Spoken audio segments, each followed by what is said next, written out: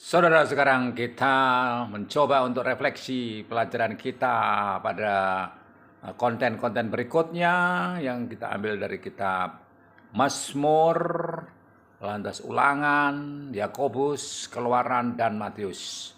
Semua surat-surat ini berbeda-beda namun mempunyai suatu pesan yang sama tentang suatu kebenaran yang datangnya dari Allah.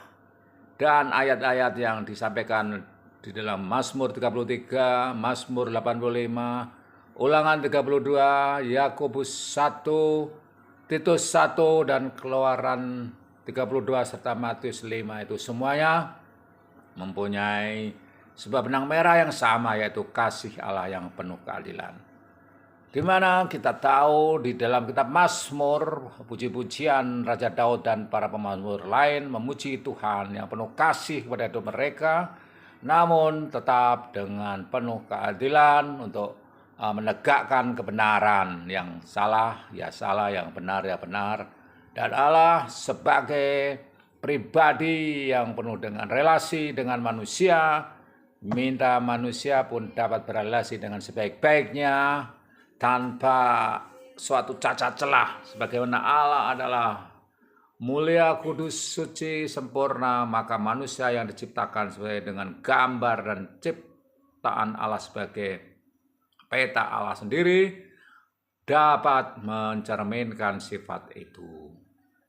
Dan di dalam kitab Ulangan yang merupakan pengulangan dari pelajaran di Kejadian, Keluaran, Imamat, dan Bilangan, yaitu perjalanan dari bangsa Israel yang keluar dari tanah Mesir, dimulai dari kejadian yang terakhir ketika Yusuf dijual ke Mesir oleh saudara-saudaranya, dan di situ dia akhirnya menjadi penguasa Mesir yang kedua di bawah Fir'aun, dan sampai akhirnya di kitab Kejadian itu Yusuf meninggal dan memberkati kedua anaknya, yaitu Manasye dan Efraim sebagai penerus mereka, sampai akhirnya di kitab Keluaran Musa hadir sebagai penerus dari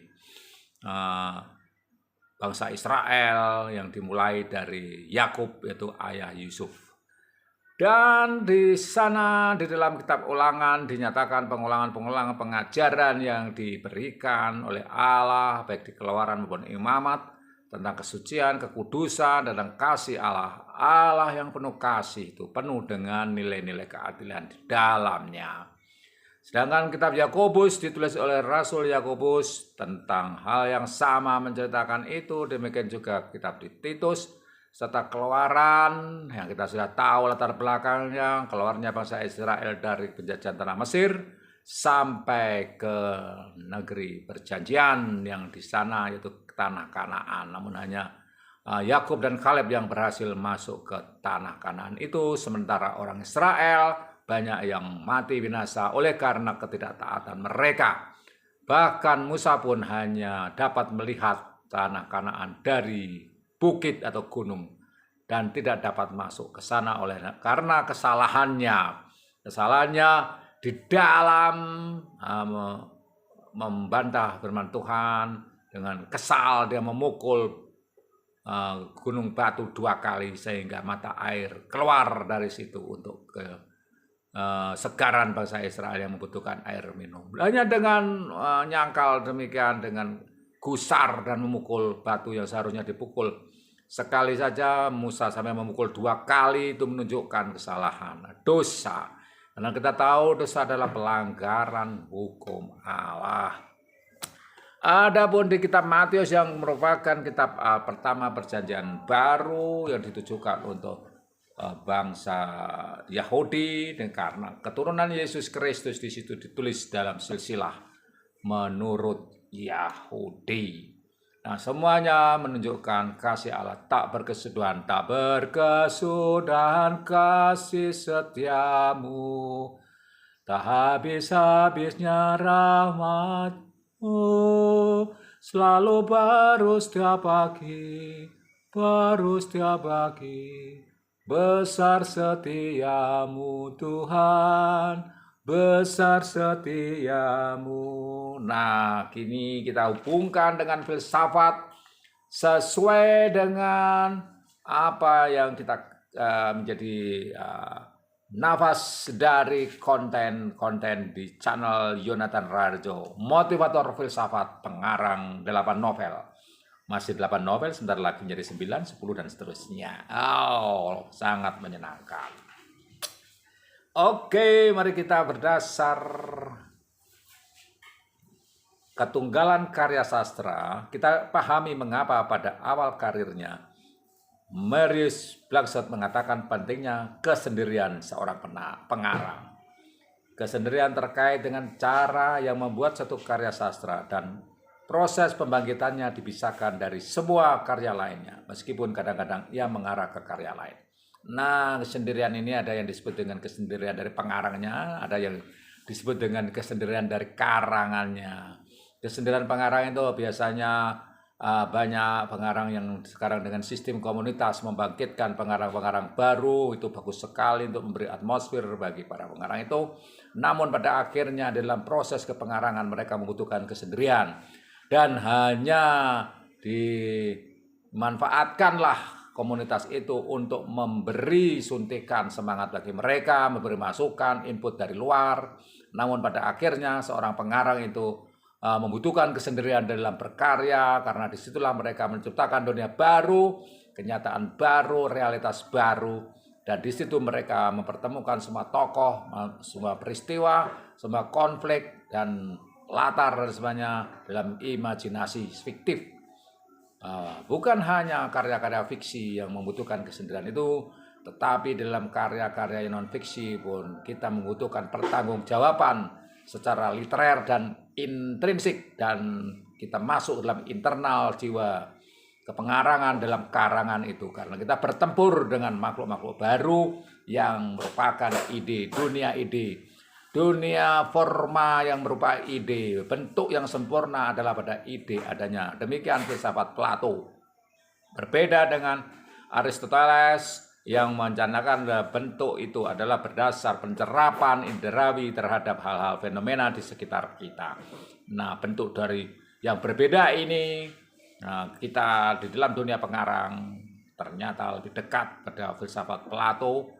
Oleh karena meskipun sudah mengalami peristiwa-peristiwa fenomenologi berdasar pengalaman, tetap pada akhirnya seorang pengarang itu membutuhkan dunia ide. Di dalam kesendiriannya mereka menciptakan dunia yang baru dengan bentuk yang sempurna adalah pada ide itu sendiri. Sementara fenomena yang dicerap oleh filsafat Aristotelian ternyata itu kebalikannya lah pada filsafat Plato, bahwa sesungguhnya apa yang di pengalaman, di kenyataan sehari-hari, di materi sehari-hari itu hanyalah cerminan atau bayang-bayang dari dunia ide yang lebih sempurna adanya bentuknya di idea.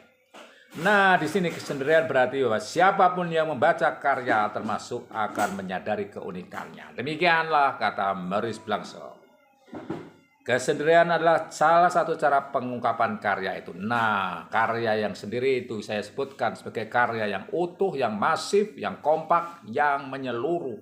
Di mana itu merupakan suatu pribadi yang unik, yang baru, yang tidak dapat disatukan dengan yang lain, karena pada dasarnya mereka masing-masing adalah pribadi atau individu yang unik masing-masing.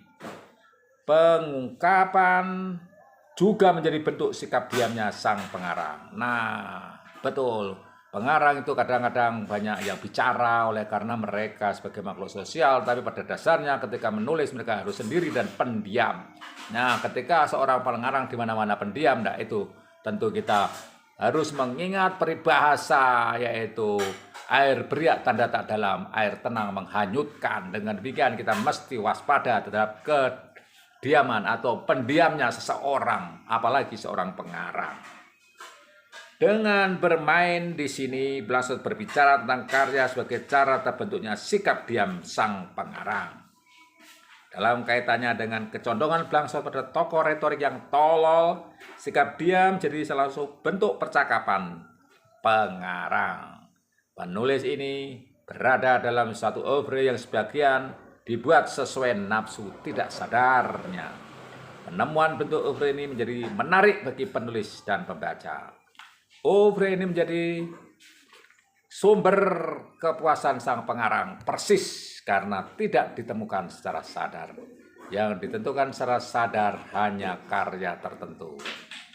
Sumber kepuasan yang sangat sempurna adalah imaji, dan cukup menarik bahwa Blangsa tidak secara otomatis menerima bahwa citra ini merupakan cerminan dari objek yang muncul secara tidak problematis. Citra yang pada dasarnya bersifat visual adalah cara untuk menangkap objek melalui pengambilan jarak atau upaya mengobjekkan. Dengan demikian, penjelasan dari Maurice Blanchard ini masih ada kaitannya dengan filsafat Plato.